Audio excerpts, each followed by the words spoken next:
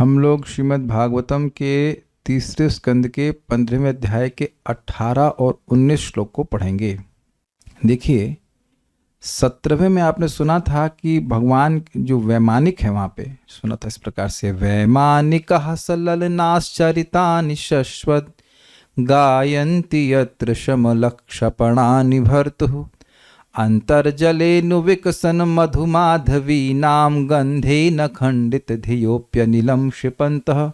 वो करताल थोड़ा दूर के झंझनाहट की हो जाएगी, इसको कहीं और रख दीजिए। हाँ, वैमानिक मतलब जो वहाँ के पुरुष हैं जो विमान पर चढ़ के चलते हैं, वे सललना अपनी स्त्रियों के साथ शाश्वत चरितानि भर्तु गायंती, शाश्वत रूप से निरंतर रूप से अपने भर्तु अपने पालक भगवान विष्णु के चरित को गाते रहते हैं।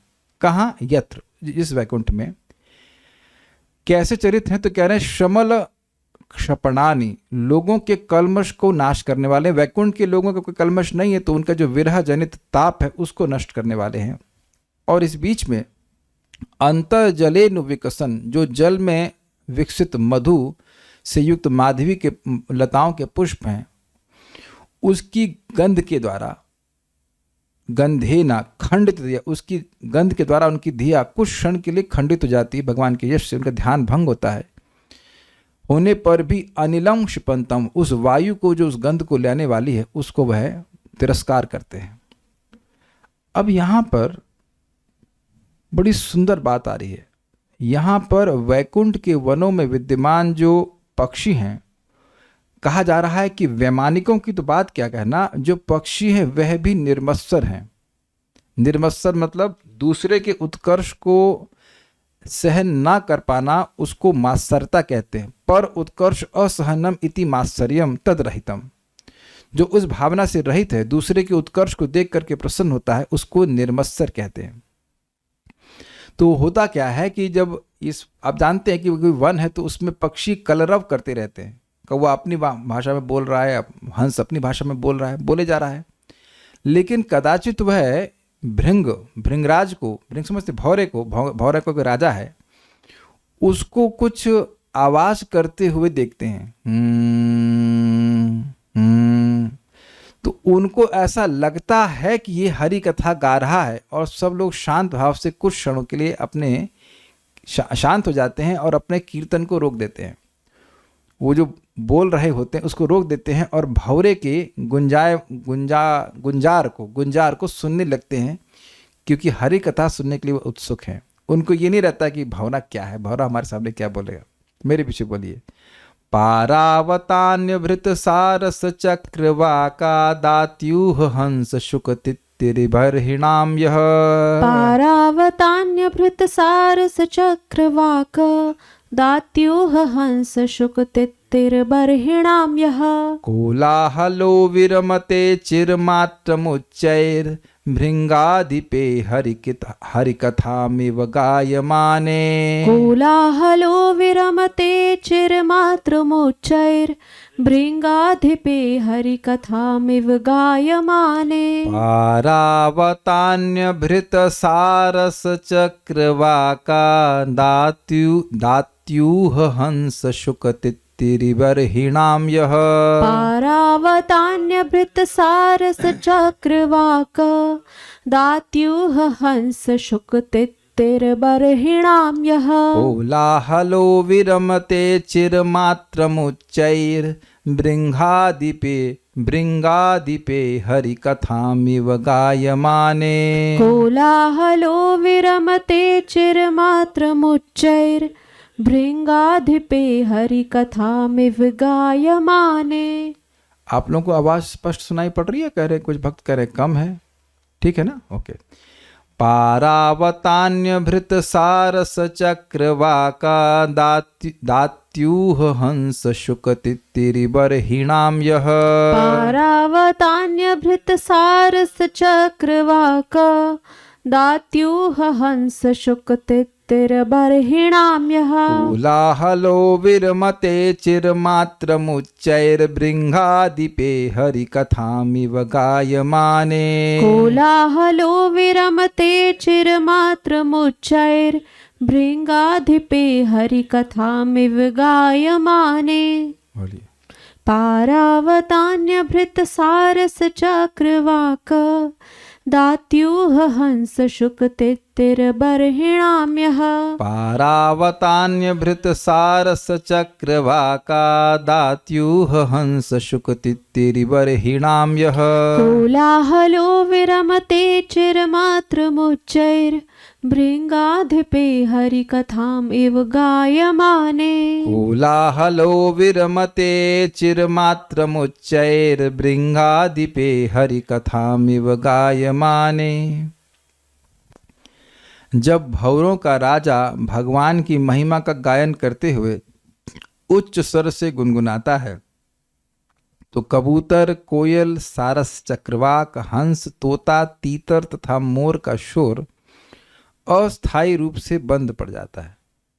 ऐसे दिव्य पक्षी केवल भगवान की महिमा सुनने के लिए अपना गाना बंद कर देते हैं। ध्यान दीजिएगा कि वह भी जो गा रहे हैं वो भगवान का यश ही गा रहे हैं, लेकिन सब लोग वहाँ पे अलग अलग रूपों में हैं। ऐसा नहीं सोचना चाहिए कि वो कोई तमोगुण के पक्षी हैं, लेकिन जब देखते हैं कि भृंगराज बहुत छोटा है, उसकी आवाज़ पक्षियों की आवाज़ की तुलना में कितना कम है, वो कितना भी ऊंचा बोलेगा, कोई लाउड स्पीकर को तो लेकर बोल नहीं रहा है, थोड़ा सा भी मतलब जितना भी ऊंचा बोलेगा वो थोड़ा भी है, फिर भी वह सुनने के लिए उत्सुक होते हैं। ये बात बड़ी मज़ेदार है।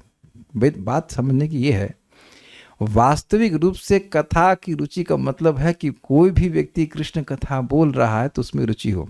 अच्छा, इसको चक्रवर्ती पाद माधुर्य कदामनी में बहुत सुंदर समझाते हैं। वो कहते हैं कि देखिए,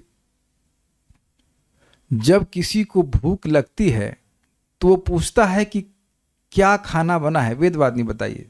समझ पा रही हैं? माइक पूछिए, माइक बोलिए। जो भी बना है वो दे दो। समझे। और जब भूख नहीं लगती तब क्या प्रश्न होता है, माइक बताइए। आज क्या बनाना, आज क्या बनाया है। समझ गए? Got it. इतना सुंदर अर्थ दिया है कि जब कथा में मतलब असली वाली रुचि नहीं है, कौन क्लास दे रहा है, मतलब कोई अच्छा वक्ता होगा, अच्छा बोलने वाला होगा, तब तो व्यक्ति को रुचि होगी। हम सभी की स्थिति ऐसी है। और कोई ढीला मतलब गीला वक्त बोल रहे थे, गीला वक्ता हो ना, आज क्लास जाने का मन नहीं कर रहा है। देखिए, वक्ता अच्छा हो और भगवान के बारे में अच्छे से बोल रहा हो और तब रुचि हो तो ये भी बहुत बड़ी भाग्य की बात है। लेकिन स्टेज की बात हो रही है, उम्मीद है कि आप समझ पा रहे होंगे, कुछ समझे बात। तो यहाँ पे अब भंवरा, वस्तुतः भी आप श्लोक टीकाओं में प्रवेश करेंगे तो वो एक्चुअली वह भगवान का यश नहीं गा रहा है, वो खाली कुछ आवाज़ कर रहा है। लेकिन उनको ऐसा लगा कि भगवान का हरे हरे बोल रहा है वो, उसकी जो भी आवाज़ है, गुंजायमान है, हो रहा है, गुंजार जो है, उससे लग रहा है कि वह हरी हरी बोल रहा है। तो इतना वो आकर्षित हो रहा है। इस कारण से सभी लोग शांति से शांत हो गए और भंवरे का गुंजार सुन रहे हैं। It's very amazing. भृंग अधिपे, अधिप मतलब होता है राजा, भृंग मतलब भंवरा। जब भंवरे का राजा ऊंचाई इव हरिकथाम, तेज स्वर से मानो श्री हरिकथा का गायमाने यानी गान करते हैं, उस समय मात्रम अचिरा, केवल थोड़ी देर के लिए, पारावत मतलब कबूतर, अन्य भृत मतलब कोयल, मतलब जिसका पालन अन्य लोग करते हैं, इसको इसलिए कोयल कहते हैं। सारस स्पष्ट है। चक्रवाक मतलब चकवे, एक प्रकार का डक होता है। दात्युह मतलब चातक, चातक जानते हैं, वो चातक पक्षी जो बादल की प्रतीक्षा करता है। हंस स्पष्ट है। शुक मतलब तोते, तितली मतलब तीतर, एक प्रकार का ही कबूतर है लेकिन थोड़ा अलग प्रकार का होता है। बरहिणाम मतलब मोर का। यह कोलाहल, जो कोलाहल है वह विरमते बंद हो जाता है, मतलब थोड़ी देर के लिए बंद हो जाता है, फिर वो शुरू कर देते हैं। तो यहाँ पे पक्षियों का नाम रखा जा रहा है। पारावत मतलब कबूतर, अन्य भृत मतलब कोयल, सारस स्पष्ट है। चक्रवाक मतलब चक्रवाक, चकवा। दात्यूह का मतलब चातक, हंस स्पष्ट है। शुक मतलब तोता, तितरी मतलब तीतर, बरहिणाम मतलब मोर। यह मतलब जो है, यह मतलब यह कोलाहल, जो इन सभी पक्षियों का कोलाहल है, वह विरमते, वह रुक जाता है। अचिर मात्रम, चिर मतलब लंबे समय तक, अचिर मतलब थोड़े समय तक वह रुक जाता है। कैसे, क्यों? उच्चाई, उच्च स्वर के द्वारा, भृंगादिप जो भंवरों का राजा है उसके हरि कथाम एवं गाय माने, ऐसी प्रतीति होने पे कि वह हरि कथा को गा रहा है, उनका जो कोलाहल है वह रुक जाता है। भाई शांति से सुनो ऐसे वो कहते शांति, ऐसे हरि कथा बोल रहा है, शांति से सुनो। आज मैं से विचार कर रहा था, देखिए जूम पे क्लास सुनना बहुत हाउ टू से कंट्रोल एटमॉस्फेयर में है। आप मंदिर में जाइए, मंदिर में जाना ही चाहिए, लेकिन आप देखिए मंदिर में जब क्लास होती है तो किसी का बच्चा रो रहा है, कोई बच्चा उठा के इधर से चली गई, किसी का बच्चा खेल रहा है, कूद रहा है, ये आप नहीं कह सकते कि विक्षेप नहीं होता। जब सुखदेव गोस्वामी या सूत गोस्वामी जो अन्य समय पे क्लास दे रहे तो इस प्रकार का विक्षेप नहीं है ना, कोई माला नहीं बना रहा होता यहाँ पे मान लीजिए कोई वीडियो ऑफ करके कुछ कर भी रहा तो उससे हम लोग को नुकसान नहीं हो रहा है कि नहीं, हमारा कोई कठिनाई नहीं, वो सुन रहे हैं बड़ी अच्छी बात है। लेकिन जो वीडियो ऑन करके शांति सुन रहे हैं, आप देखो कि आप एक कंट्रोल वातावरण में सुन रहे हो। इस समय जब कथा हो रही है, इसमें तो वाकई कथा हो रही है, तो आप शांति से सुन रहे हैं कि नहीं सुन रहे हैं। हजार काम करते हुए तो बात आप समझ नहीं पाएंगे। तो यहाँ कुछ ये टेस्ट ही इंगित कर रहा है कि इतना टेस्ट है कि अब वो एक शब्द भी वह छोड़ना नहीं चाहते। आप समझते हो कि भोजन जब बहुत कस की भूख लगती तो एक एक कौर अमृत जैसा लगता है, रोटी सूखी भी हो तो भी अच्छी लगती है, सब जानते हैं इस बात को। तो एक उदाहरण दिया जा रहा है कि किस प्रकार से एक एक कौर अच्छा लगता है, संतुष्टि देने वाला होता है। तो यहाँ जितने भी हैं वो सब कोलाहल कर रहे हैं, कोलाहल भी भगवान का यश ही है, लेकिन वह हरि कथा में इतने आसक्त है कि भौरा लग रहा है कि हरि कथा कर रहा है, हरि कथा नहीं कर रहा है, लग रहा है कि हरि कथा कर रहा है। तो अपने आग्रह के कारण, कथा सुनने के आग्रह के कारण वह कहते सब लोग शांत हो जाओ और हम लोग कथा सुनते हैं, इस गुंजायमान सुनते हैं। This is amazing. श्रीधरी अगर मस्तरता से युक्त होता है, अरे क्या भगवान के बारे में बोलेगा, आजकल नया बच्चा है क्या बोलेगा इत्यादि, ये सब आश्चर्य है। श्रीधरी अन्य भृत कोयल को कहते हैं, दातुह का अर्थ चातक है, अचिर मात्रम का अर्थ है क्षण भर के लिए। इसके द्वारा यह बतलाया गया है कि वहां के पक्षीगण को भी श्री हरि की कथा सुनने में परमानंद की प्राप्ति होती है। तो इसे एक बात समझ में आती कि वैकुंठ जाने की योग्यता क्या है बताइए? श्रवण की रुचि, श्रवण इच्छा, उत्कट लालसा, उत्कंठा। वैकुंठ जाने की लालसा का मतलब है कि भगवान के बारे में सुनने की उत्कंठ लालसा। तो कई बार अपनी उस कोई व्यक्ति जो भक्त हैं उनको लालसा कथा की नहीं होती है, तो उसको कवर करने के लिए वो कहते हैं कि हम सेवा कर रहे हैं, लेकिन आपके सामने प्रकट है अपना काम छोड़ करके वो कथा सुन रहा है। सारार्थ दर्शनी, जैसे विमानिक जन हैं, जैसे पिछले श्लोक में वर्णन हुआ, वह निर्मत्सर हैं, कथा में आसक्त हैं, वैसे ही वहां के पक्षी भी परम भक्त और निर्मत्सर होते हैं। यह कहा गया है निर्मत्सर होते हैं, समझ में आ रहा है ना? आप ही बताओ, सब लोग शांत हैं और एक व्यक्ति बोल रहा है, तो कुछ एक दृष्टि से उसका उत्कर्ष हुआ ना कि वो बोल रहा है, बाकी लोग सुन रहे हैं, है कि नहीं? तो यहां पे पक्षी लोग यह नहीं सोच रहे कि अरे ये छोटा भौरा हमारे सामने क्या बोलेगा, ऐसा नहीं है उनका, उससे भी वह कथा सुनना चाहते हैं। This is nice, this is Vaikuntha consciousness. पारावत इत्यादि श्लोक के द्वारा ही कहा जा रहा है। पारावत का अर्थ कबूतर, अन्यभृत अर्थात कोयल, दात्युह अर्थात डाहुक नाम का पक्षी यानी कि चातक, अचिर मात्रम अर्थात शीघ्र ही। अब देखिए इन्होंने थोड़ा अर्थ अलग लिया है। अचिर मात्र का अर्थ क्या लिया गया था? थोड़े समय के लिए ही वे रुकते हैं, और यहां कह रहे हैं अचिर मात्र मतलब बहुत तुरंत ही, बहुत जल्दी ही वो शांत हो जाते हैं। जैसे ही गुंजार सुनते हैं बहुत समय नहीं बीतता है और वह तुरंत शांत रहो, देखो वो कृष्ण की बात बोल रहा है। Got it? ये बिल्कुल दो अलग अर्थ लिए गए हैं। क्या सब लोग समझ पाए इसको? चिर मतलब लंबा और अचिर मतलब बहुत लंबा समय नहीं। तो एक अर्थ लिया गया था कि अचिर मात्रम मतलब थोड़े समय के लिए वे रुक जाते हैं, और दूसरा अर्थ है अचिर मात्रम का कि बहुत समय नहीं बीतता, खट से सब लोग शांत हो जाते हैं। समझे बात?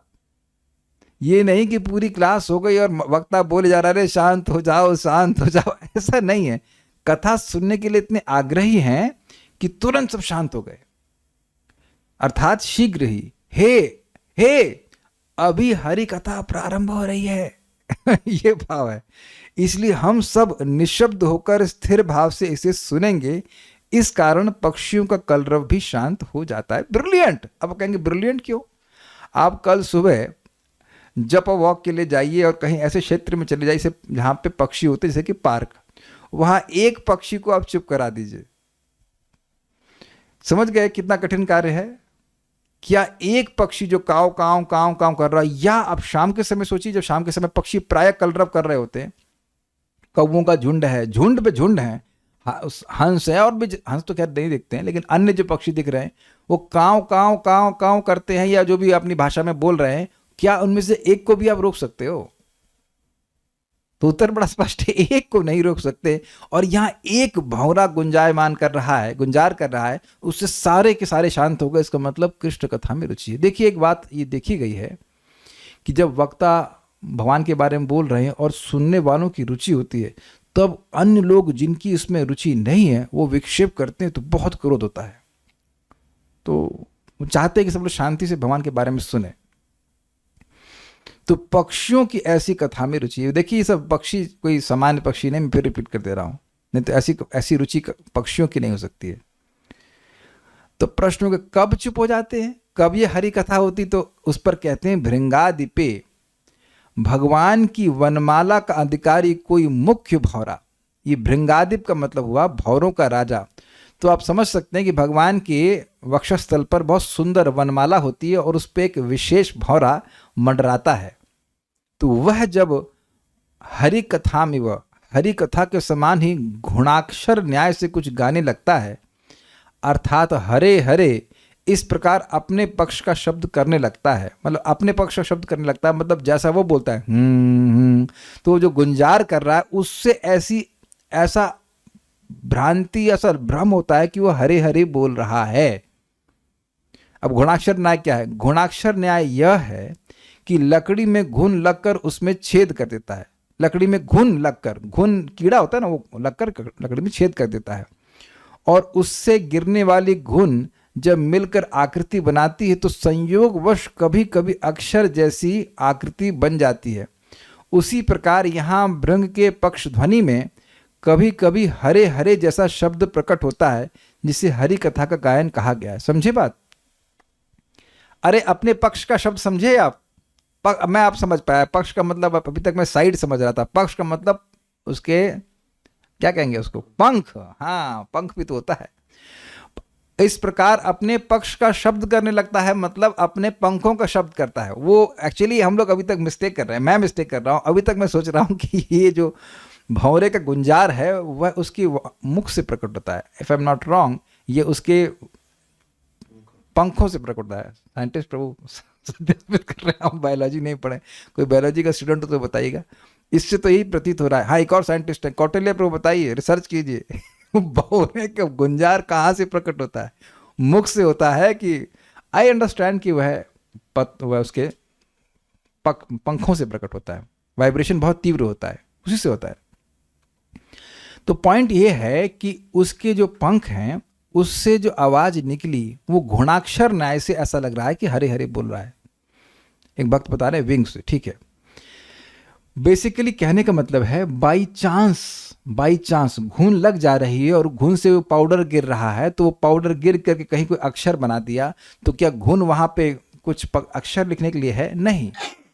मान लीजिए वहां पे अक्षर ओम बन गया, तब ये एक और एग्जाम्पल दिया जाता है कि कोई पत्थर काटने वाला कीड़ा होता है, तो काटते काटते कभी कभी ओम बना देता है। तो अब वो ओम बना दे रहा है, तो इसका मतलब ये नहीं कि उसको ओम का ज्ञान है, उसको तो वैसे काट रहा है, काटते काटते वो ओम बना देता है। पता है कोई बात? बहुत जगह पत्थर काटने वाले कीड़े होते हैं। तो उसी अर्थ में कह रहे हैं कि वह हरि कथा का गायन नहीं कर रहा, वो तो खेल जो अपने पंख हैं उनको ही हिला रहा है, लेकिन उसकी आवाज से ऐसा भ्रम हो रहा है कि वो हरे हरे बोल रहा है। तो भगवान का नाम बोल रहा है, भगवान का नाम तो भगवान की कथा हुआ, तो उसको सुन करके अरे वो लोग सोचते अरे देखो भगवान की कथा हो रही है, ऐसा करके। तो सब लोग शांत हो जाओ। इतना उनका आग्रह है भगवान की कथा को सुनने का। यह ज्ञात नहीं होता कि यदि वह भृंग वास्तव में हरि कथा गाने लगे तो उन पक्षियों का उस भृंग के प्रति कैसा सम्मान होगा, ऐसी भावना प्रकट की गई है। समझे? कैमुत्य सबको समझ में आ गया? जब वह कथा नहीं बोल रहा है, खाली ऐसा भ्रम हो रहा है कि कथा बोल रहा है, तब इनका इतना सम्मान है वो कर रहे हैं। यानी वैकुंठ के पक्षी, वैकुंठ के वासी, एक भृंग का, अब मैं इसको और थोड़ा समझाता हूं, एक कीड़े का इतना सम्मान कर रहे हैं कि शांत होकर कि उसके पक्ष की, उसके पंखों की शब्द को सुनना चाहते हैं। जब ये भ्रम हो रहा है कि वो कथा बोल रहा है, कथा नहीं बोल रहा है, तब कह रहे हैं कि अगर वाकई वो कथा बोले तो उसका कितना सम्मान करेंगे। अब आप समझ गए, अब आप समझ रहे हैं कि कोई व्यक्ति यहाँ भगवान की कथा सुन रहा है, भगवान का नाम बोल रहा है, तो अब वैकुंठ के पार्षद उसकी रक्षा क्यों करते हैं। ये आप छठे स्कंद में सुनेंगे, बिल्कुल स्पष्ट यमराज जी कह रहे हैं कि तुम यमदूतों समझो इस बात को कि जो भगवान का नाम उच्चारण करते हैं उनकी रक्षा वैकुंठ के पार्षद अलक्षित होकर के बिना दिखे रूप से करते हैं। कितना महत्वपूर्ण है श्रवण कीर्तन। बाकी दुनिया की बातें करने से क्या लाभ होगा, ये अपने को बिल्कुल चेक करना। देखिए थोड़ा समझने का प्रयास कीजिए। जैसे मान लीजिए ये जम्मू कश्मीर में चले जाना है तो वहाँ पे आतंकवादियों का खतरा रहता ही है, तो जो सैनिक हैं वो बड़े खतरनाक, बड़ा टाइट रहते हैं कि इस दरवाजे से, इस रास्ते से कोई गलत आदमी नहीं प्रवेश करे। करते हैं कि नहीं, एक आदमी गलत नहीं प्रवेश करे। ये तो उदाहरण आपको समझ में आ ही रहा है। ये अभी वो 26 जनवरी होती है, कितनी सिक्योरिटी टाइट हो जाती है। ऐसे ही साधक को, मुझको, हम सभी लोगों को प्रयास करना है कि हमारी वाणी से व्यर्थ की बात ना निकले। वो अनर्थ को प्रजल्पा ब्रीड्स अनर्थ, अनर्थों को मतलब जन्म देने का कारण बनती है। भगवान का यश यथासंभव जितना हो सके भगवान का यश निकले। भगवान का, अरे भाई और कथा नहीं बोल पा रहे तो भगवान का नाम बोलते रहने, अन्य तो चुप रहे। गलत बात नहीं निकलनी चाहिए। और आप ये देखिए कि थोड़ा सा भी भगवान का यश बोलने का कोई भक्त प्रयास कर रहा है, उसको कितना सम्मान प्राप्त हो रहा है भगवान से, भगवान के पार्षदों से। आप कहेंगे कोई प्रमाण है, प्रमाण के अजामिल के बारे में आप नहीं जानते। वो तो अपने बच्चे को पुकार रहा था, नारायण नारायण बोल रहा था नारायण, लेकिन अपने बच्चे को पुकार रहा था और फिर भी वैकुंठ के पार्षद उसको बचाने के लिए आए। उम्मीद है कि आप समझ पा रहे होंगे। इसीलिए महाप्रभु ने कहा जिसने एक बार भी भगवान का नाम लिया है उसका मन से सम्मान करना चाहिए। वो भक्त है, वैष्णव है, उसकी सेवा करनी चाहिए अगर संभव हो सके तो। ये सब बातें हैं। उम्मीद है कि कैमित्य आप समझ गए होंगे। तात्पर्य, यह श्लोक वैकुंठ के परम स्वभाव का उद्घाटन करता है। वहां पर पक्षियों तथा मनुष्यों में कोई अंतर नहीं है। आध्यात्मिक आकाश की स्थिति ऐसी है कि हर वस्तु आध्यात्मिक तथा चित्र विचित्र है। आध्यात्मिक चित्र वैचित्र का अर्थ है कि हर वस्तु चर है, कुछ भी अचर नहीं है। यहां तक कि वृक्ष, भूमि, पौधे, फूल, पक्षी तथा पशु सारे के सारे कृष्ण भावनामृत के स्तर पर होते हैं। वैकुंठ लोक की विशेषता यह है कि वहां इंद्रिय तृप्ति का प्रश्न ही नहीं उठता। भौतिक जगत में गधा तक भौतिक जगत में गधा तक अपनी ध्वनि का आनंद लेता है, किंतु वैकुंठ लोक में मोर, चक्रवाक तथा कोयल जैसे उत्तम पक्षी भी भौरों से भगवान की महिमा की ध्वनि को सुनना अधिक पसंद करते हैं। वैकुंठ लोक में श्रवण कीर्तन इत्यादि से आरंभ होने वाली भक्ति के सिद्धांत अधिक प्रमुख हैं। तो दो तीन बातें समझ लीजिए, ये बड़ी मजेदार बात प्रभुपाद ने कही है। गधा भी अपनी ध्वनि का आनंद लेता है। वेदवादी समझिए इसको। आप देखो कि अगर कुछ बेसुरा गाता है, लेकिन यह कैसे मालूम कि वो अपनी ध्वनि का आनंद लेता है? मैं भी बताइए अगर बताओ तो। यस, बिल्कुल सही बोला। वो लगातार जोर जोर से रेंकता रहता है। देखा गया है कि जिन लोगों को गाना नहीं भी आता वह भी माइक पकड़ के गाना चाहते हैं। आपने देखा है मंदिर में बड़ी कठिनाई आ जाती थी कि जो लोग नहीं गा सकते वह भी कहेंगे कि हमें तुलसी आरती गाने दो, हमें मंगल आरती गाने दो, और बिल्कुल सुर ताल एकदम नहीं चलता।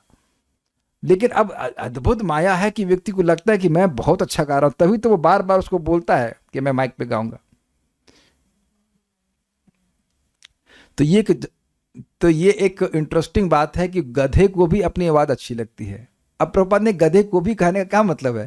कहने का मतलब इस जगत में कोई पक्षी कांव कांव कर रहा है या कुत्ता भौंक रहा है, उसको अपनी आवाज बड़ी अच्छी लगती है, वो चुप नहीं होगा। जब अच्छा लगे तो चुप क्यों होगा? लेकिन वैकुंठ में इतना सुंदर है कि भौरा भी बोल रहा है तो उसकी बात उनको अच्छी लगती है, क्योंकि उनको लग रहा है कि भगवान का यश बोल रहा है। अब एक लास्ट लाइन बहुत इंपॉर्टेंट है। वैकुंठ लोक में श्रवण कीर्तन इत्यादि से आरंभ होने वाली भक्ति के सिद्धांत अधिक प्रमुख है। मतलब आप यहाँ प्रकट देख रहे हैं कि श्रवण कीर्तन वहां खूब चल रहा है। जिसकी श्रवण कीर्तन में खूब रुचि है वही वैकुंठ का अधिकारी है। इसीलिए भागवत के प्रथम स्कंद के दूसरे अध्याय में बोल दिया कि धर्म कर रहे हैं लेकिन भगवान की कथा में अगर रुचि नहीं है तो वह व्यर्थ है, मतलब वैकुंठ जाने के योग्य नहीं है। सीधी सी बात। देखिए, मैं फिर रिपीट कर रहा हूं, जिससे जितना प्रेम होगा उसके बारे में उतना ही सुनने की, बोलने की व्यक्ति की इच्छा होगी। तो ये तो बात तो समझ गए। अब हम अगला श्लोक देखते हैं। अब आपने पक्षियों के बारे में सुना, अब आप फूलों के बारे में सुनेंगे कि कैसे फूल भी निर्मत्सर हैं। मेरे पीछे बोलिए। मंदार कुंद करबोत्पल चंपकार्णा कारण पुन्नाग नाग बकुलाम्बुज पारिजातः। मंदार कुंद कुरबोत्पल पल चंपकार्णा पुन्नाग नाग बकुलाम्बुज पारिजातः। गन्धेर्चिता तुलसिकाभरणेन तस्या यस्मिंस्तपः सुमनसो बहुमानयन्ति। गन्धेर्चिते तुलसिकाभरणेन तस्या यस्मिंस्तपः सुमनसो बहुमानयन्ति। इस पहले श्लोक पे जाने से पहले वो इस बात को फिर से विचार करूंगा। देखिए, श्रवण कीर्तन में रुचि हमारे वैकुंठ जाने की योग्यता है। अब अन्य लोग अगर उसमें रुचि नहीं रख रहे हैं उससे मुझे कोई मतलब नहीं है। ऐसा भावना भक्त को रखनी चाहिए। मुझे अपने श्रवण कीर्तन की रुचि को बढ़ाना है। अगर किसी व्यक्ति के अन्य भक्तों के समूह को भी अगर कुछ और चीज में रुचि है, दैट्स ऑल राइट, उनको जैसे करना चाहे करें। मुझे श्रवण कीर्तन की रुचि को बढ़ाना है। जैसे कि हम जब बीमार होते हैं तो हम अपने को ठीक करने का प्रयास करते हैं। दूसरे अगर हो जाए तो बड़ी अच्छी बात है, नहीं भी हो रहे तो अपने को तो ठीक कम से कम कर ही लें। मंदार कुंद कुरबोत्पल चंपकार्णा पुन्नाग नाग बकुलाम्बुज पारिजातः। मंदार कुंद कुरबोत्पल चंपकार्णा पुन्नाग नाग बकुलाम्बुज पारिजातः। गन्धेर्चिते तुलसिकाभरणेन तस्या यस्मिंस्तपः सुमनसो बहुमानयन्ति। गन्धेर्चिते तुलसिकाभरणेन तस्या यस्मिंस्तपः सुमनसो बहुमानयन्ति। बोलिए। मंदार कुंद कुरबोत्पल चंपकार्णा पुन्नाग नाग बकुलाम्बुज पारिजातः। मंदार कुंद कुरबोत्पल चंपकार्णा पुन्नाग नाग बकुलाम्बुज पारिजातः। गन्धेर्चिते तुलसिकाभरणेन तस्या यस्मिंस्तपः सुमनसो बहुमानयन्ति। गन्धेर्चिते तुलसिकाभरणेन तस्या यस्मिंस्तपः सुमनसो बहुमानयन्ति। जो अब आप इस तात्पर्य को सुनने वाले हैं वह एकदम चकित करने वाला होगा। यद्यपि मंदार, कुंद, कुरबक, उत्पल, चंपक, अर्ण, पुन्नाग, नागकेशर, बकुल, कुमुदनी तथा पारिजात जैसे फूलने वाले पौधे दिव्य सुगंध से पूरित हैं, फिर भी वे तुलसी द्वारा की गई तपस्या से सचेत हैं कि इन्होंने बड़ी तपस्या करी है। क्यों? क्योंकि भगवान तुलसी को विशेष वरीयता प्रदान करते हैं और स्वयं तुलसियों की पत्तियों की माला पहनते हैं। मौका अगर कभी लगे आपको मंदिर जाने का, जैसे कृष्ण बलराम टेम्पल आते हैं तो भगवान की कृपा है कि वहाँ पे जस्ट मंदिर के बाहर आपको तुलसी के पत्तों की माला मिल जाती है। जरूर भगवान को अर्पण करें, भगवान बड़े प्रसन्न होते हैं। स्पष्ट आपके सामने लिखा है। अगर आपके पास पैसे हैं तो भाई फूलों की माला भी ले लीजिए, तुलसी की माला भी ले लीजिए, लेकिन अगर ऑप्शन है तो तुलसी की माला लीजिएगा। आपके सामने श्लोक है, मैं उसके हिसाब से बता रहा हूँ। खैर, यस्मिन, जिस वैकुंठ में भगवान श्री हरि तुलसी का आभरणेन, तुलसी की माला से सस्ते, आभरण का मतलब आभूषण होता है, तो वही वो माला धारण कर लेते हैं तो कहते हैं हाँ मैं अब सज गया। गंधे अर्चिता, उसकी सुगंध से होना चाहिए, उसकी सुगंध से पूजित होते हैं, उसकी सुगंध का आदर करते हैं। दोनों अर्थ हैं। तुलसी की गंध का आदर करते हैं और तुलसी की गंध से पूजित होते हैं, दोनों ही अर्थ है। ठीक है। अतः अब ये फूलों के नाम हैं। मंदार कुंद, मंदार और कुंद।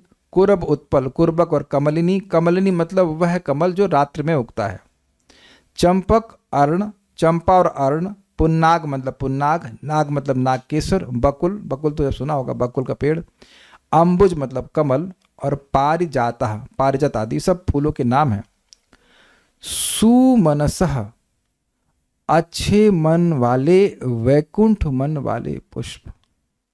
क्या अर्थ प्रपाद ने इसमें लिखा है, मतलब निर्मस्वर पुष्प हैं ऐसे पुष्प। तस्याह तपः, उस तुलसी की तपस्या को बहुमानयंती, बहुत मानते हैं, अर्थात स्वयं को आदर नहीं देते, तुलसी को आदर देते हैं। तो यहाँ पे आप देख रहे हैं कि यह भी फूलों की निर्मत्सरता को सूचित करता है। ये मंदार कुंद आदि जो श्लोक में हैं, ये सब फूलों के नाम हैं। पहली लाइन में, वे गंधेर्चिते तुलसिका भरणे न तस्य, उस तुलसी की को बहुत मानते हैं, जिसके द्वारा भगवान श्री हरि माला का आभरण ग्रहण करते, तुलसी की माला को भगवान आभूषण के रूप में ग्रहण करते हैं और उसकी गंध का सम्मान करते हैं, उसकी गंध के द्वारा पूजित होते हैं। जैसे आप जानते हैं कि तुलसी के बिना कोई भी वस्तु भगवान को अर्पण की जाती है तो भगवान उसे स्वीकार नहीं करते हैं। यस्मिन तपः सुमनसो बहुमानयंती, वह वैकुंठीय मन के पुष्प अर्थात निर्मत्सर पुष्प तुलसी जी की तपस्या को बहुत अधिक मानते हैं। श्रीधरी, यहाँ पे कुछ पुष्पों का उल्लेख हो रहा है। मंदार और पारिजात ये दोनों वृक्ष विशेष हैं। तिलक वृक्ष को कोरव कहते हैं। रात्रि में विकसित होने वाले कमल को उत्पल कहते हैं। दिन में विकसित होने वाले कमल को अंबुज कहते हैं। नाग केसर का ही नाम नाग है, मतलब जहाँ पे नाग शब्द है उसे नाग केसर कह रहे हैं। इन सभी पुष्पों की जातियां सुगंधित हैं, फिर भी श्री हरि तुलसी के आभरण से अपने को सजाते हैं और तुलसी के द्वारा ही उनकी अर्चना की जाती है। यह देखकर उस वन के पुष्प तुलसी की ही तपस्या को बहुत मानते हैं। इस कथन से उन वन के स्थावरों को भी गुणग्राही बतलाया गया है, ईर्षालु नहीं बतलाया गया है। उनके मन में भाव नहीं कि हम तो बहुत सुगंधित हैं, हम तो बहुत ज़्यादा हैं इत्यादि, ऐसा भाव नहीं है। इस प्रकार का जहाँ पर वन है उस वैकुंठ में सनकादि महर्षिगण गए, ये पहले श्लोक से अन्वय है। पॉइंट ये है कि वह वैकुंठ गए, वो इससे पहले के श्लोकों में कहा गया, उसके बाद उस वैकुंठ का वर्णन किया जा रहा है, तो उससे अन्वय लेना होगा। सारार्थ दर्शनी, पक्षियों के समान वहां के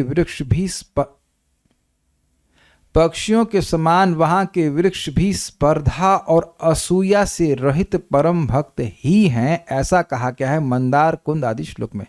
असूया का मतलब समझ लीजिएगा, असूया मतलब जिसमें कोई दोष ना हो उसमें दोष देखना, तो इसलिए असूया एक दुर्गुण है, तो असूया से रहित है, वह केवल गुण को ग्रहण करने वाले हैं। और यही अगेन ये भी वैकुंठ जाने की योग्यता है। दोष दृष्टि करने वाला व्यक्ति कभी वैकुंठ नहीं जा सकता है। आप देख रहे हैं उनकी चेतना क्या है। अब दोष दृष्टि का क्या मतलब है? गुरु का कर्तव्य है कि अगर शिष्य में कोई दोष है तो बताए, उसके मतलब उसकी, ताकि उसका हृदय का मार्जन हो, वो ठीक हो जाए। लेकिन अगर किसी में दोष नहीं है और जबरदस्ती व्यक्ति दोष देख रहा है तो इसे दोष दर्शन कहा जाता है। दोष खोजना छिद्रान्वेषण कहा जाता है। छिद्रान्वेषण समझ रहे हैं? कपड़े में कहीं छेद है तो पूरा कपड़ा ठीक है, लेकिन वो छेद खोज रहा है, इस कपड़े में छेद कहाँ है। ऐसा नहीं करना चाहिए, ये कोई वैकुंठ की चेतना नहीं है। उतने ही समय में भगवान का यश बोले। आपको पता है जब भी कोई ऐसी बातें बोलेगा उसके बाद वो कुछ नेगेटिव ही बोलने वाला होता है, उधर छोड़ देना चाहिए, ऐसी बातों को नहीं सुनना चाहिए। तो कह रहे हैं यहाँ पे कि वहाँ के पक्षी भी वहाँ पक्षियों के समान वहाँ के वृक्ष भी स्पर्धा और असूया से रहित परम भक्त हैं। यहाँ मंदार और पारिजात विशेष प्रकार के सुरतरु अर्थात दिव्य वृक्ष हैं, और कुरब अर्थात तिलक वृक्ष यानी झिंती पुष्प का वृक्ष है। इस सबको हम नहीं समझ पा रहे हैं कि एग्जैक्टली क्या है, लेकिन जो है ठीक है, मैं पढ़ दे रहा हूँ। अर्ण एक विशिष्ट पुष्प वाला वृक्ष है। यहाँ पे बोला गया है सागौन का वृक्ष है। सागौन की लकड़ी तो सुना है, उसका वृक्ष कैसा होता है नहीं पता। नाग अर्थात नागकेसर। ये सभी वो कहाँ चले गए? हरि बोल। जो सबसे महत्वपूर्ण अंश है वो तो आप सुन करके नहीं समझ पाएंगे। वे सभी परम सुगंधित पुष्पों से युक्त हैं। कौन परम सुगंधित पुष्पों से युक्त हैं? जो यहाँ पे वृक्षों का नाम रखा गया है। फिर भी तुलसिका भरणेना, जो तुलसी को ही आभूषण रूप में धारण करते हैं। बहुत सारे पुष्प हैं, लेकिन तुलसी के पत्तों की माला को ही आभूषण के रूप में धारण करते हैं। दशम स्कंद में आप सुनेंगे कि ब्रह्मा जी दर्शन करते हैं कि भगवान विष्णु, जो विष्णु मूर्ति उनको दिखती है, उनके सर के ऊपर तुलसी है, तुलसी की माला पहने, उनके चरणों में तुलसी है। इतना तुलसी को वह प्रेम करते हैं। तो तुलसी का आभरण ना मतलब जो तुलसी को ही आभूषण के रूप में धारण करते हैं। इसका मतलब क्या है? इसका मतलब है कि जब व्यक्ति सुंदर होता है, ठीक है, लेकिन जब वो कुछ कमी महसूस करता है तो कुछ आभूषण धारण करता है। तो जब भगवान, कहने का मतलब है कि जब तक तुलसी नहीं दी जाती है, भगवान अपने को सुंदर नहीं मान रहे। इन द सेंस कि कहने के अभी उनका जो श्रृंगार है वो पूरा परफेक्ट नहीं हुआ, ऐसा भगवान मानते हैं। जो तुलसी को ही आभूषण के रूप में धारण करते हैं, वे श्रीहरि जब वन विहार करते समय तुलसी की गंध का आदर करते। तो मैंने आपको समझाया था कि अर्चिते मतलब वह तुलसी गंध का समादर करते हैं। ये गंध बहुत अच्छी है। अच्छा ये बताइए कि आज तक आपने कभी किसी गंध के प्रति आदर महसूस किया है? वेद बात नहीं, बताइए। आपने किया है इसलिए बोल रहा हूँ। रिसेंटली कौन सी गंध का आदर किया है आपने? नाम बताइए। वेरी गुड, रजनीगंधा। हम लोग भगवान को इत्र वाला ऑयल अर्पण करते हैं, तो उसमें बहुत सारी गंध थी। एक रजनीगंधा थी, एक एम्बर थी, याद है? एम्बर भी था।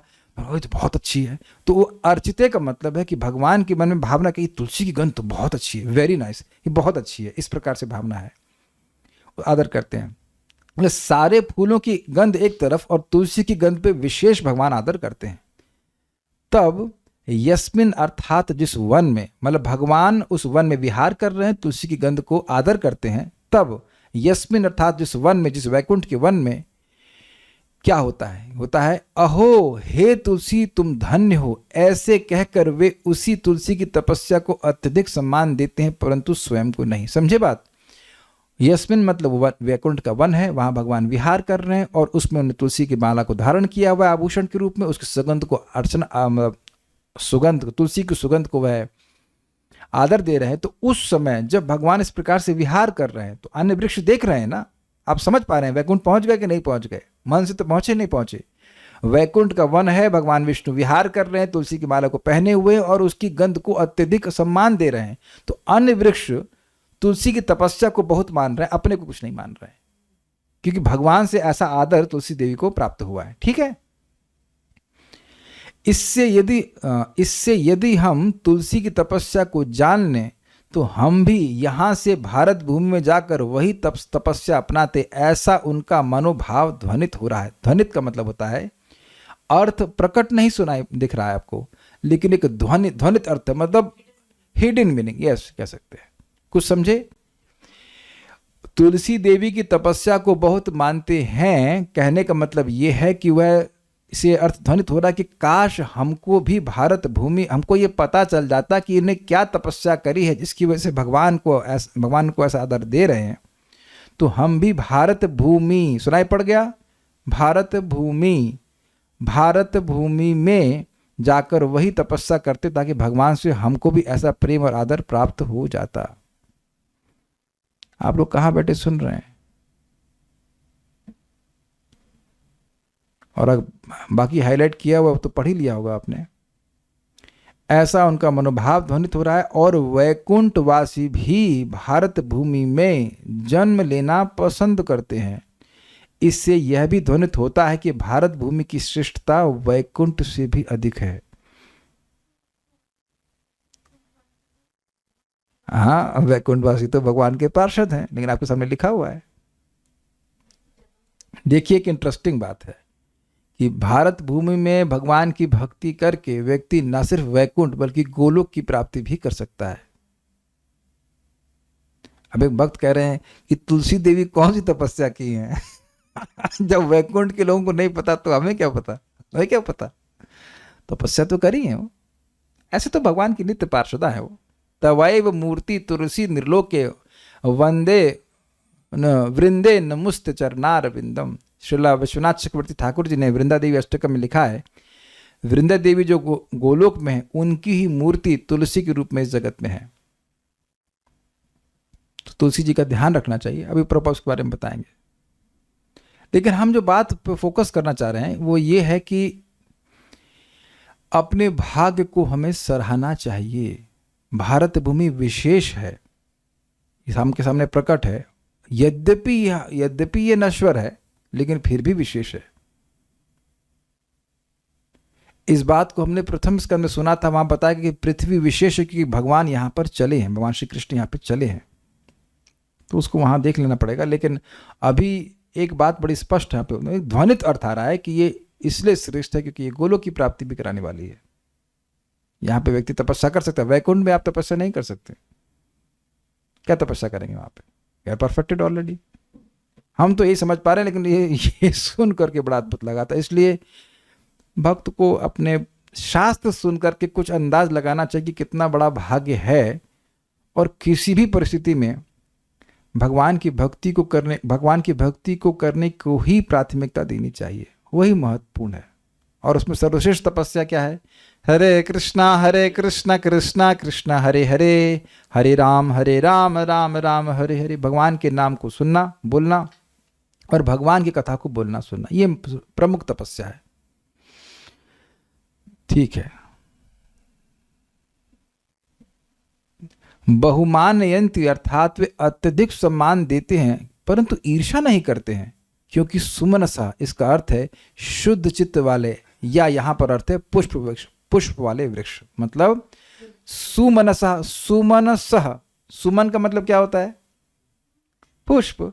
तो पुष्प वाले वृक्ष, या दूसरा होता का सुमनसः, सुमनसः अच्छे मन वाले। कुछ समझ रहे हैं सब लोग? सुमनः प्लस सह और सुमनसः दो अर्थ लेंगे तो एक होगा कि अगर सुमनसः लेंगे तो अच्छे मन वाले, उनका शुद्ध चित्त है, तुलसी से ईर्ष्या नहीं करते। और दूसरा है कि सुमनसः, सुमन मतलब वो पुष्प वाले वृक्ष जो है वो इस प्रकार से तुलसी देवी का आदर करते हैं। यहाँ बड़ा इंटरेस्टिंग है, यहाँ विमानिक यानी कि देवता जिनका वर्णन पिछले श्लोक में हुआ था, पारावत यानी कबूतर आदि पक्षी, मंदार आदि वृक्षों का उल्लेख किया गया है। इससे यह ज्ञात होता है कि जरायुज यानी गर्भ से उत्पन्न, अंडज मतलब अंडे से उत्पन्न, और उद्बीज भूमि से उत्पन्न तीन प्रकार के जीव श्री हरि की भक्ति में स्थित रहते हैं, परंतु स्वेदज पसीने या नमी से उत्पन्न जीव का कोई उल्लेख नहीं है, यह समझना चाहिए। ये अद्भुत बात है कि वैकुंठ में लोग इस प्रकार से जन्म नहीं लेते हैं, लेकिन फिर भी वो एक पॉइंट नोट कर रहे हैं कि इस तरह के अलग अलग लोग वहाँ पे भगवान की भक्ति में लगे हैं। एक प्रश्न होगा कि भाई क्या जो पसीने से उत्पन्न होते हैं वह क्यों नहीं होते हैं? अब मैं तो समझ रहा हूँ वहाँ पसीना होता नहीं, शायद इसलिए बोल रहा हूँ कि और व्याख्या नहीं कर रहे। I have no idea, but ये एक बात उन्होंने बोली। मध्वाचार्य जी का भाष्य, भक्तों द्वारा पूजित होने पर जब भगवान तुलसी को आभूषण के रूप में धारण करते हैं तब उसकी गंध के लिए वे अत्यधिक सम्मान व्यक्त करते हैं। मतलब वो जो पुष्प हैं वो सम्मान करते हैं। तात्पर्य, यहां पर तुलसी की पत्तियों की महत्ता का स्पष्ट उल्लेख है। भक्तिमय सेवा में तुलसी के पौधे तथा उनकी पत्तियां अतीव महत्वपूर्ण हैं। भक्तों के लिए संस्तुति की गई है कि वे प्रतिदिन तुलसी के पौधे को सींचें तथा भगवान की पूजा के लिए उसकी पत्तियां एकत्र करें। एक बार एक नास्तिक ने कहा, तुलसी के पौधे को सींचने से क्या लाभ, इससे अच्छा तो बैगन का सींचना होगा। बैगन सींचने से कुछ फल मिल सकेंगे, किंतु तुलसी को सींचने से क्या लाभ। ये मूर्ख प्राणी भक्ति से अपरिचित होने के कारण कभी कभी सामान्य लोगों की शिक्षा के साथ उत्पात मचाते हैं, क्योंकि सामान्य लोग इस प्रकार सोचेंगे, अरे फुटबॉल खेलना चाहिए, बैगन उगाना चाहिए, तुलसी उगाने से क्या होगा। आध्यात्मिक जगत की सबसे महत्वपूर्ण बात यह है कि वहाँ भक्तों के मध्य ईर्ष्या द्वेष नहीं होता। अब ये एक बहुत इंपॉर्टेंट पॉइंट है। देखिए, जब भी हम वैष्णवों की संगत में हैं तो हम ये नोट करें कि उस संगत में ये दुर्गुण तो नहीं आ रहा है।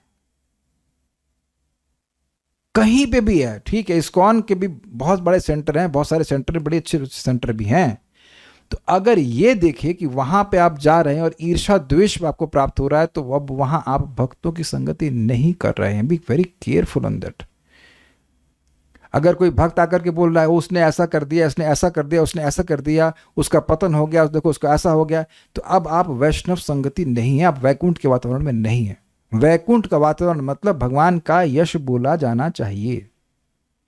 अगर कोई व्यक्ति, मान लीजिए किसी का पतन हो गया, मान लीजिए बेसिकली गिर गया, तो दुख होना चाहिए कि अरे वो भक्त भक्ति से च्युत हो गए, काश वे भक्ति में आ जाते। Is it not? खुश होकर के बताना, ये तो वैकुंठ का भावना नहीं है ना। ये विवेक होना चाहिए, इस मामले में बिल्कुल अंधा नहीं होना चाहिए। वैकुंठ मतलब कुंठा रहित। और कोई कहे ये हमको ये परेशान कर रहा है, हमको वो परेशान कर रहा है, तो ये परेशानी सुनने के लिए आप भक्तों की संगत में नहीं आ रहे हैं, और ना ही वो संगत वैष्णव संगति है। एकदम क्लियर है, आप प्रैक्टिकल आपके सामने देख लीजिए। ईर्षा द्वेष का कोई स्थान नहीं है। आप देखो, अगर सभी लोग मुझसे ईर्षा कर रहे होते तो कहते हैं यही क्यों कथा बोलेंगे, हम क्यों सुनेंगे इनकी कथा। ऐसा थोड़ा होता। परम पूज्य राधा गोविंद महाराज समझा रहे थे कि देखिए भक्ति में बड़ी सहायता है, बहुत सहायता है। व्यक्ति मान लीजिए कोई भगवान के बारे में जान रहा है, तो ऐसा नहीं वो जानकर चुप अपना बस बैठ जाएगा, नहीं, वो भगवान के बारे में बोलता है ताकि अन्य लोग समझें। और अन्य लोगों के मन में भी ईर्ष्या नहीं है कि अरे यही क्यों बोलेगा, अरे इनको कुछ भगवान के बारे में जानकारी है, तो वह भी बहुत अच्छे से बड़े नम्र भावना में सुनते हैं। दोनों ही एक दूसरे की सहायता करते हैं। श्रोता भी सुनने की इच्छुक है और भगवान का यश, और बोलने वाला भी इसी प्रकार से। इसमें कोई निम्न और उच्च की बात है नहीं, भगवान का यश बोलने की बात है ना। तो भगवान का यश बोले बिना ईर्षा द्वेष समाप्त तो हो ही नहीं सकता है। बहुत बहुत इंपॉर्टेंट बात यहाँ पे हम सीखने को मिल रहा है। कोई महाराज बड़ा अच्छा बता रहे थे, कह रहे थे मान लीजिए आप 16 कर रहे हो, अब कोई 64 कर रहा है, तो ऐसा तो व्यक्ति द्वेष नहीं करता कि अरे हम तो 16 ही कर रहे हैं, काहे 64 कर रहा है, हमसे आगे निकल जाएगा। ये भावना वैकुंठी भावना नहीं है। भक्तों में ऐसी भावना नहीं होनी चाहिए। We have to very careful on this. यह बात फूलों तक में लागू होती है जो तुलसी की महानता से परिचित होते हैं। चारों कुमारों ने जिस वैकुंठ जगत में प्रवेश किया, वहां के पक्षी तथा फूल तक भगवान की सेवा के प्रति सचेष्ट है। सचेष्ट मतलब कॉन्शियस हैं, वह भगवान की सेवा करने के लिए इच्छुक हैं। तो उम्मीद है कि आपको श्लोक अच्छे लगे होंगे। Will stop here now. Shrimad Bhagavatam की जय, श्रील प्रभुपाद की जय, निताय गौर प्रेमानंद।